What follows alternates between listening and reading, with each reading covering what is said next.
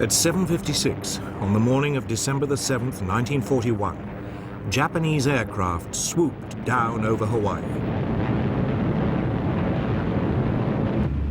Their target?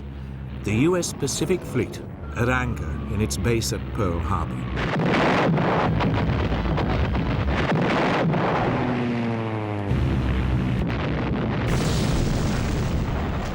Five US ships were hit immediately.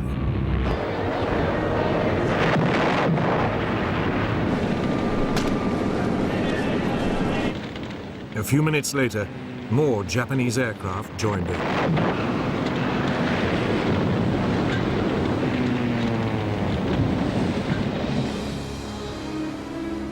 By 8:35, 2 US battleships were sinking, 2 had capsized, and 2 were badly damaged.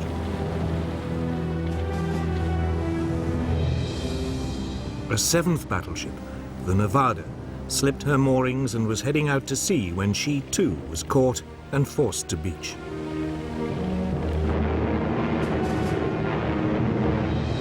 Simultaneously, Japanese Zero fighters strafed US aircraft lined up on the island's airstrips.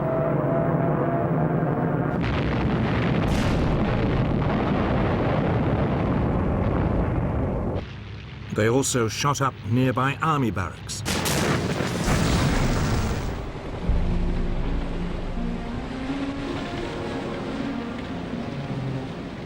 By the end of the attack, dozens of US warships had been sunk or damaged. 188 aircraft were also destroyed.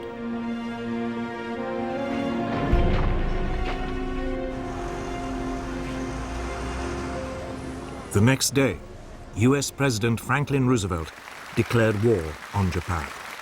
Since the unprovoked and dastardly attack by Japan on Sunday, December 7th, 1941, a state of war has existed between the United States and the Japanese Empire.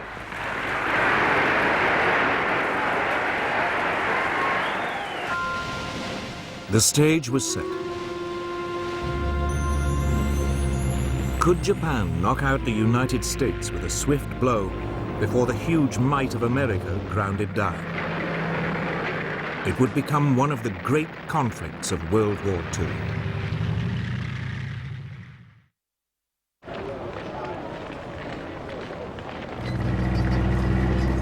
Japan's first steps towards war had come in August 1940. Capitalizing on France's defeat in Europe, it seized control of air bases in the north of the French colony of Indochina. It was looking for a quick and easy expansion of its empire.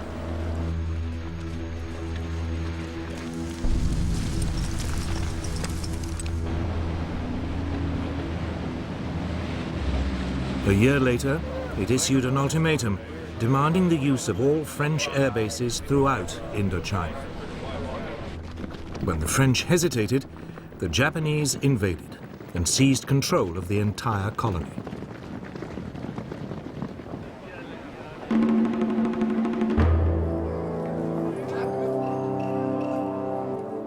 Japan felt the consequences almost immediately. The United States froze its overseas financial assets, effectively robbing the country of its ability to buy oil. Japan faced a choice: climb down and lose face, or seize more territory and up the stakes.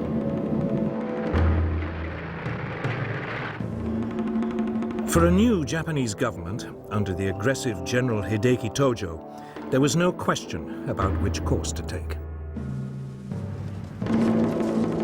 Japanese army and navy commanders were told to prepare for a swift war to occupy all the far eastern territories controlled by Britain, France, the Netherlands, and the United States.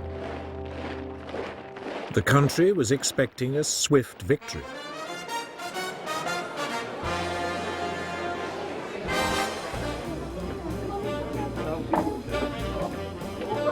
Japan saw the Americans, in particular, as a nation of pleasure lovers with no stomach for a lengthy war and heavy casualties. The Japanese military calculated that if they could destroy the US Pacific Fleet, the US would quickly sue for peace. It was now that they decided to attack Pearl Harbor. Admiral Isoroku Yamamoto, commander of the Japanese Combined Fleet, was put in charge.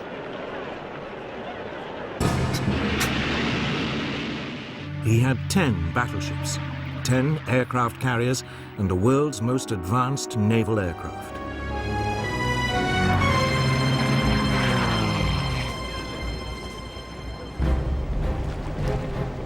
Against him, the US Pacific Fleet had 8 World War I vintage battleships and 2 carriers.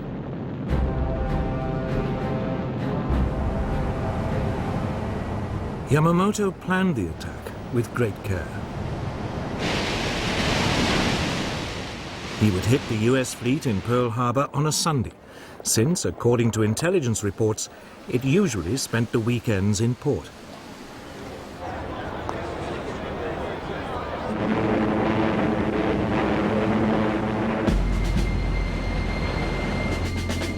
In total radio silence, the Japanese strike force gathered in Tankan Bay in the northerly Kuril Islands.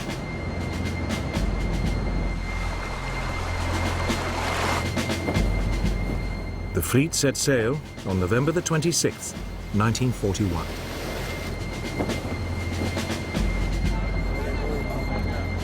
Meanwhile, as a decoy, Japanese negotiators arrived in Washington to discuss a possible Japanese withdrawal from China.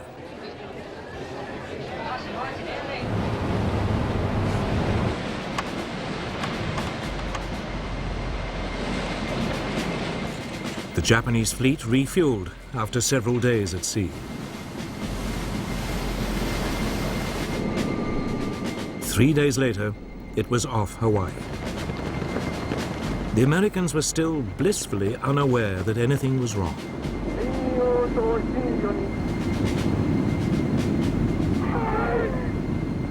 At 6 a.m. on December the 7th, after a final briefing, the first wave of Japanese aircraft took off.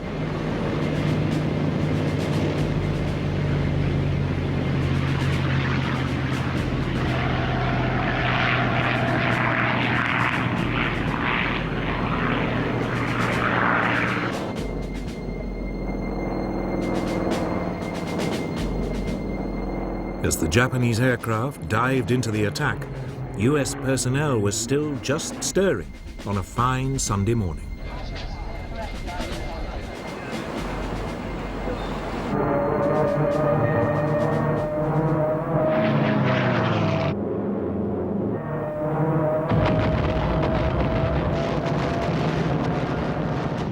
It was all over in less than 2¼ hours. Yamamoto's plan had worked like a dream. Or had it? There was only one problem. The US fleet's 2 aircraft carriers had not been in Pearl Harbor at the time and had escaped the attack.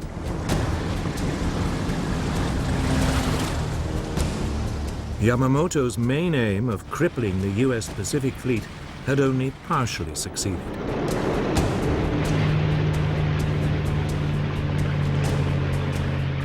US naval air power in the region was still intact. But in the United States, there was shock and disbelief.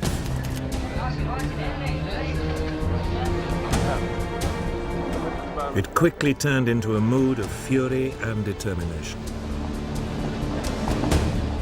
Angry mobs attacked the Japanese embassy. Japan had disturbed the sleeping giant. The US Secretary of the Navy, Frank Knox, spoke for many. The Japs started this war. We are going to finish it.